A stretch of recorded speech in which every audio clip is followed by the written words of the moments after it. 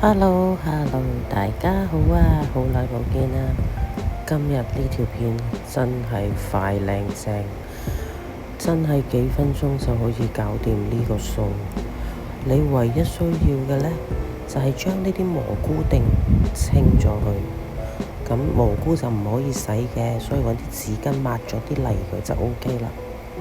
去咗個丁之後，最快嘅方法就係喺759啊超級市場呢買呢啲蝦滑或者墨魚滑，咁亦都已經調咗味啦，所以就唔再需要調味。跟住剪咗個尖端，將呢啲蝦滑擠入去，係可以擠到好滿㗎。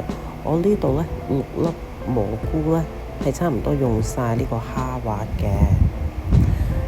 咁當然啦，如果最簡單嘅，亦都可以係呢個蒜蓉牛油蘑菇，咁就會比較適合西餐啦。